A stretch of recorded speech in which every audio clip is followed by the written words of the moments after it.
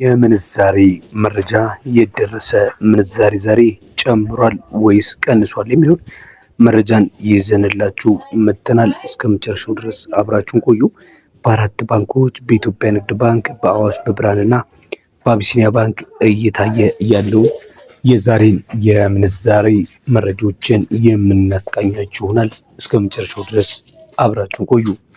የምንጀምረው ከኢትዮጵያ ንግድ ባንክ መረጃ ይሆናል። የንግድ ባንክ መረጃ እየሸጠ እንዲሁም እየገዛ ያለበትን የዛሬን የቅዳሜ ዕለት የሚያዝያ 17 2018 ዓ.ም የምንዛሬ ተመኑን የምናስቃኛችሁ ይሆናል ማለት ነው። የአሜሪካ ዶላርን፣ ፓውንድን፣ ዩሮን፣ ስዊት ፍራንክን ጨምረን ሌሎችን የምንዛሬ ተመኖች ተከታተሉ ዘንድ በማክበር እንጋብዛለን። ለቪዲዮ አዲስ ከሆናችሁ ቪዲዮ ላይክ ማድረግ አይረሳ። ለቻናሉም አዲስ ከሆናችሁ ቻናሉን ሰብስክራይብ በማድረግ ወደ መረጃው። የአሜሪካ ዶላር በኢትዮጵያ ንግድ ባንክ በ153 ከ21 ተገዝቶ በ156 ከ28 ሲሸጥ፣ ፓውንድ ስተርሊንግ ደግሞ በ203 ከ27 ተገዝቶ በ207 ከ33 ይሸጣል። ዩሮ በ179 ከ54 ተገዝቶ በ183 ከ13 ይሸጣል። ስዊት ፍራንክ በ191 ከ56 ተገዝቶ በ195 ከ39 ነው በሚሸጥ የሚገኘው። የኩዌት ዲናር ዛሬ በኢትዮጵያ ንግድ ባንክ መረጃ መሰረት በ490 ከ53 ተገዝቶ በ500 ከ34 ነው የሚሸጠው። የቻይና ዩዋን በ21 ከ99 ተገዝቶ በ22 ከ43 ይሸጣል።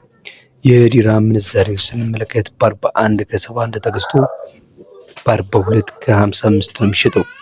የሳውዲ ሪያል እየተሸጠ የሚገኘው በ40 ከ85 ተገዝቶ እየተሸጠ የሚገኘው ደግሞ በ41 ከ66 የኢትዮጵያ ብር ነው። የዛሬው የንግድ ባንክ መረጃ የኤፕሪል 25 ወይም የሚያዝያ 17 የንግድ ምስል።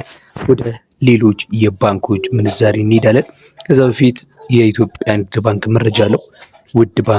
ውድ ደንበኞቻችን ከውጭ ሀገራት በተለይ በኢትዮ ዳይሬክት፣ በካሽጎ፣ በፋስት ፔይ፣ በወገን ሴንድ፣ በቦቲም፣ በሲቢ ኮኔክት፣ በላኪ ረሚት እና በኢትዮጵያ የገንዘብ መላኪዎች መተግበሪያዎች እንዲሁም ከባንኩ በሚሰሩ ዓለም አቀፍ የኋላ አስተላላፊዎች በኩል ገንዘብ ሲላክሎት ከዕለታዊ የውጭ ምንዛሬ መሸጫ ተመን ላይ 9 ብር ጉርሻ እናበረክታለን ብሏል።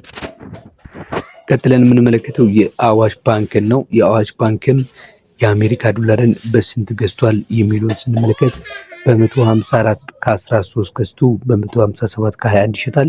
ዩሮን በ182 ከ88 ገዝቶ በ186 ከ54 ይሸጣል። ፓውንድ ስተርሊንግን